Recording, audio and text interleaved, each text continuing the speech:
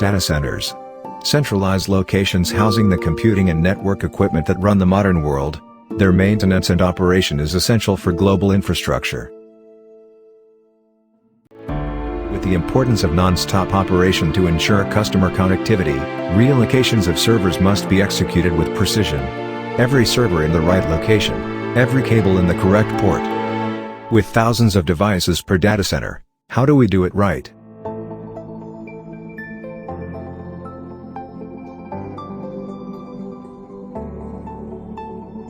Server relocations can be broken down into separate individual stages: inventory, disconnect, reconnect, and post-move data center support. During each of these stages there are essential terms, equipment, and tools you will need to know on site. First, there are several key ground rules to follow while in a data center. There is absolutely no food or drinks inside the data center. This also includes water. In the data center, be aware of your surroundings. There are a number of potential hazards when performing server relocations, such as sharp edges, tight spaces, and loud white noise from cooling systems. Communication and attention to detail is required for your safety. You may also be asked to wear safety equipment at sites under construction, including high visibility vests, eye protection, and hard hats. Ear protection is recommended at all sites because the white noise from the continuously running cooling systems and equipment can cause permanent hearing loss. Noise can reach volumes exceeding 85 decibels, which can cause hearing loss at only 2 hours of exposure. If you do not have earplugs, contact your project manager and we will supply you with them. Server racks have a front and back side to them. During server relocations, you will always work in groups of 2 to ensure the equipment is removed from the rack safely. By working in teams, you can align the servers from both sides. Devices can be extremely heavy and technicians should use their partner to lift them together. In the event you are lifting objects alone, use proper technique by keeping your back straight and lifting from your legs. Finally, EMR CPR will supply the correct tools for project success. The project manager will have already checked out tools from headquarters inventory before the day of the project. On-site, technicians are to keep track of all tools given to them to be returned at the end of the day. Tool accountability is essential so there are not added costs to replace lost items. Additionally, always be sure to use the correct tool for the situation. If you are unsure, ask your project manager. Before we learn the processes of cabling and rack and stack, there are some key terms and equipment you need to know. Room, row, rack, and RU are how individual servers are located within the large quantity of server racks in the data center. The room is the part of the building where collection of racks are. Some data centers also divide one large space with fencing. Those portioned off areas would also be considered rooms. Within each room there are rows of server racks. For each row of server racks, there is a hot side and a cold side. The cold side is the front of the server, the hot side is where the warm air is blown away from the devices with fans. If you are unsure which side is which, ask your project manager. Within each row are the individual server racks. Racks hold multiple server devices and have a range of heights and designs. Often there will also be server cabinets which enclose the rack. The server cabinets are like a desktop PC's case while the rack is the frame inside. Within the rack on the posts where servers are mounted, there will be a series of numbers next to the 3 hole segments. These are called the RUs or rack units. An RU is the unit of measurement vertically on the server rack. Each RU is not only used to designate where the device is to be mounted but also is used to determine the size of the device. Hardware designed to be rack mounted are manufactured in multiples of 1 3/4 inches for each U the device occupies.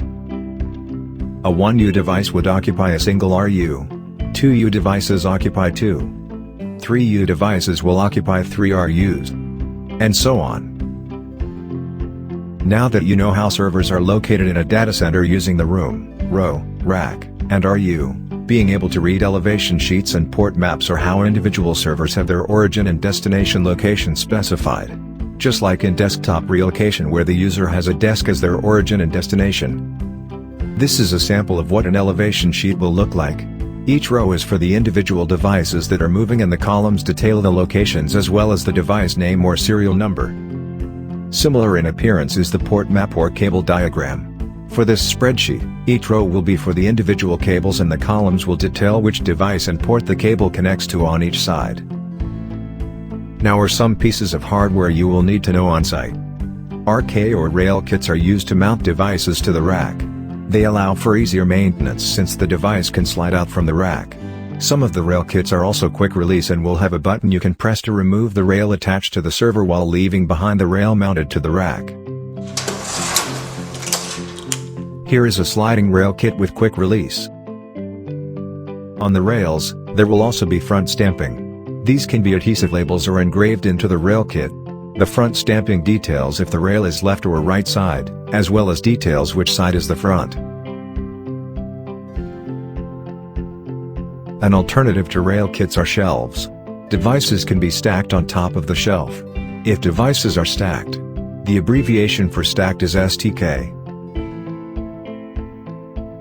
PDU, or Power Distribution Unit, is used to send power to the devices from one source.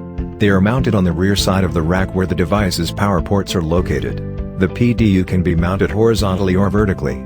Typically, if mounted horizontally, the PDU will show on the elevation sheet since it occupies the space of rack units. Another key piece of equipment is a switch.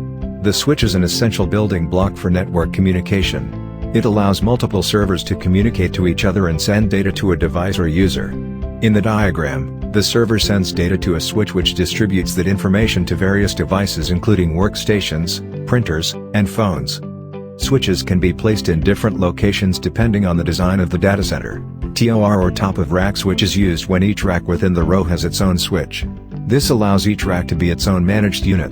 Alternatively, the client may use EOR or end of row switches. The first rack within the row will house the switches connecting the hundreds of servers of the row together. When using this topology, the entire row is the managed unit. The type of layout varies site to site, and if you are unsure, ask your project manager. For ease of maintenance, cable management and routing is very important in the data center. Above the rows of racks are ladder racks. Cables run along these cable managers around the data center from devices out to the end users or to other devices in the data center.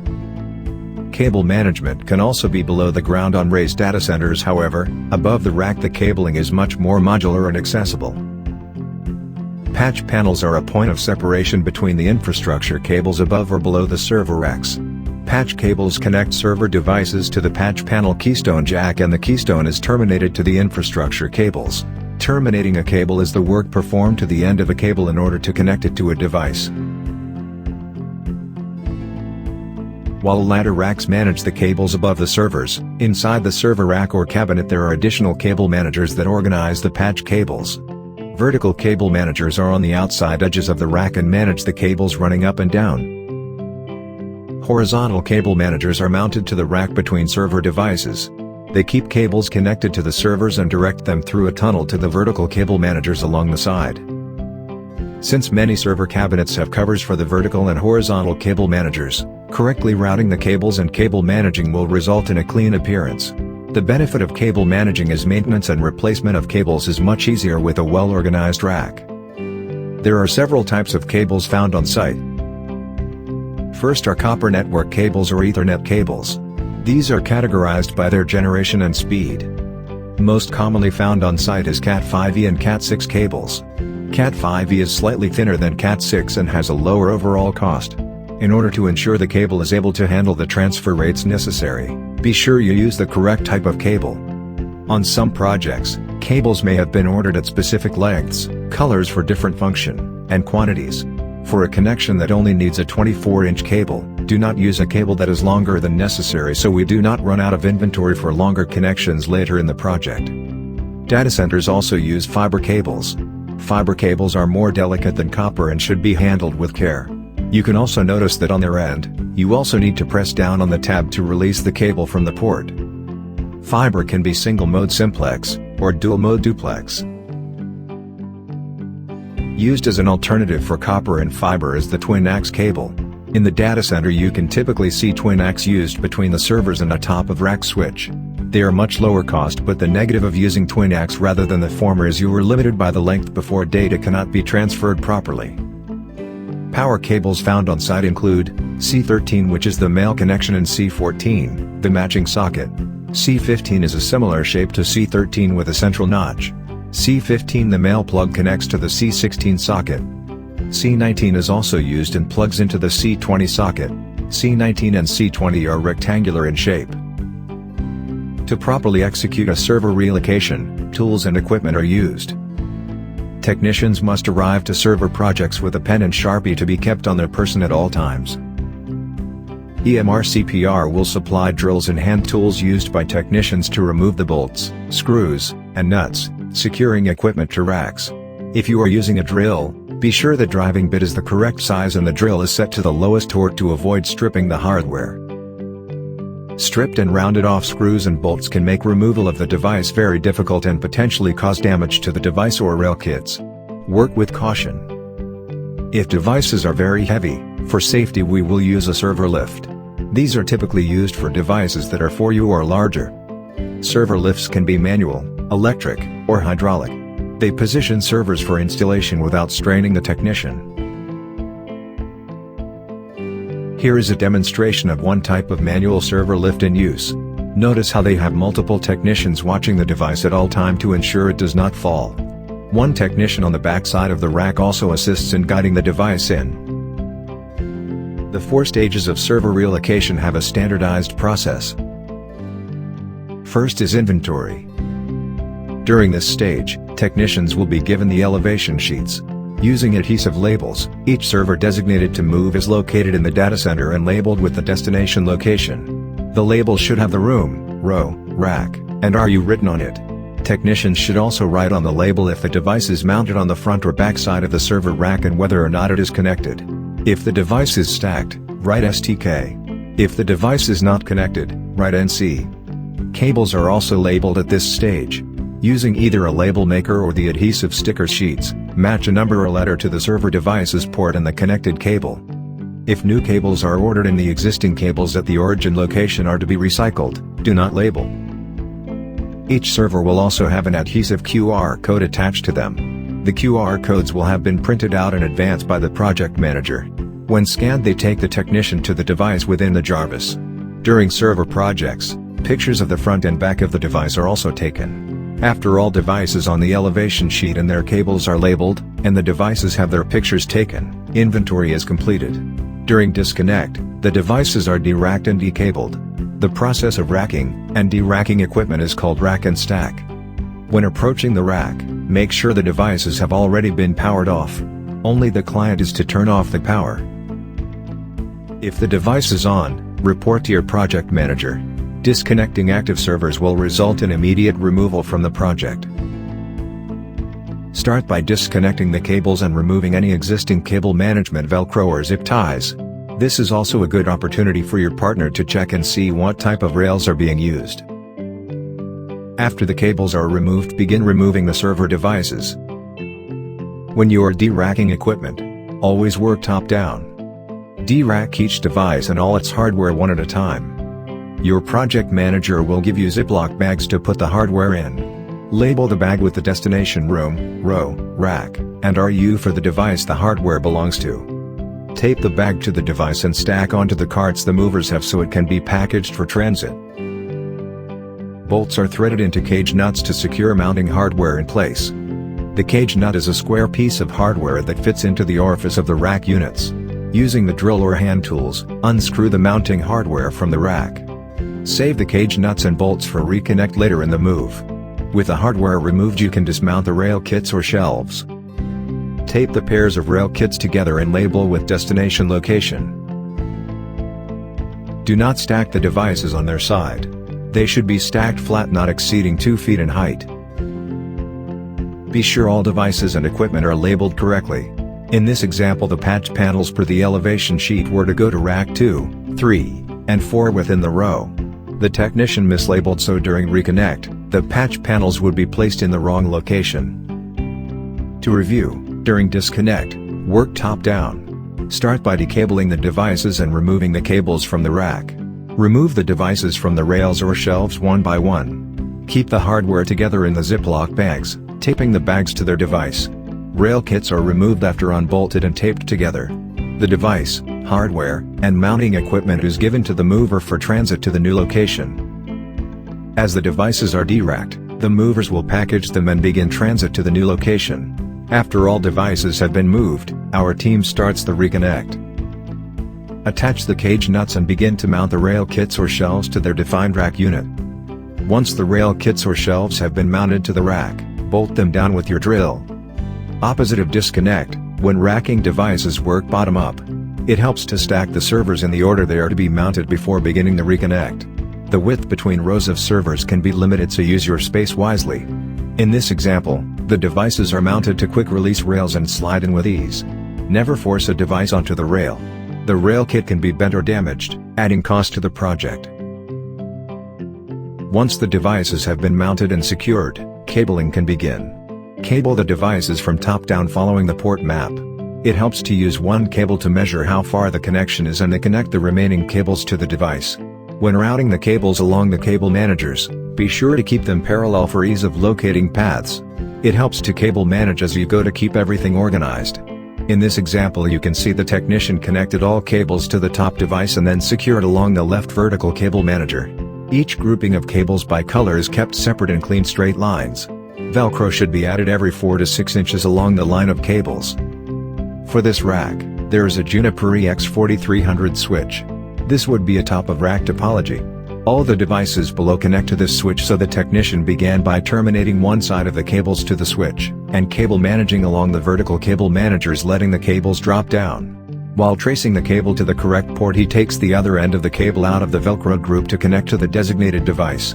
This rack is not utilizing horizontal cable managers, so additional Velcro may be necessary for the smaller groups of cables routed away from the main cluster. For this example, the technician is also terminating the cables with RJ45 jacks. Some projects will have pre-measured and serialized cables, while others will require the team to terminate cables on site. Your trainer will demonstrate how to properly punch down a keystone in an RJ45 during the hands-on portion of today's training. While cabling, you will need to bend the cables to route throughout the rack. It is important to not exceed the minimum bend radius of the cable, as it can damage the internals and prevent proper data transfer. Minimum bend radius is the measurement of the curvature of the cable before it is damaged from bending. Cat 5e and Cat 6 have a 1-inch minimum bend radius. Fiber's normal recommendation for bend radius under tension, when pulling, is 20 times the diameter of the cable. When not under tension, after installation, the minimum bend radius is 10 times the cable diameter. You should not bend the cables to be exactly at the minimum bend radius, and there is no need to pull out a calculator. Use an imaginary cup as a guide for bend radius for all cables for a safe curvature. To review, reconnect is the opposite of disconnect. Prepare your work area by stacking the devices in order they are to be connected. Work bottom up, first installing the rail kits and shelves. After the mounting hardware is secured, rack the devices. During cabling, look for common connections between the devices, like a switch or patch panel. Work from the common connection down to the other devices. Utilize available vertical and horizontal cable managers. Velcro the cables every 4 to 6 inches, keeping the cables in straight parallel lines. Do not exceed minimum bend radius of the cables. After cabling, the physical move is complete but not over. Following the move, the client will verify all machines are operating. EMR CPR provides post-move support to respond to issue tickets. In some cases, we also provide ongoing support with full-time employees for several months after a relocation. As a Layer 1 server technician working full-time in a data center, you are responsible for the maintenance and support of the server hardware and cables. Each site may have different methods of sending tickets. Regardless of the tickets given to us by our clients, they all must be entered into Jarvis for the move. That concludes the server relocation training video. Please direct your attention back to your trainer for the hands-on portion of the training. Thank you for watching.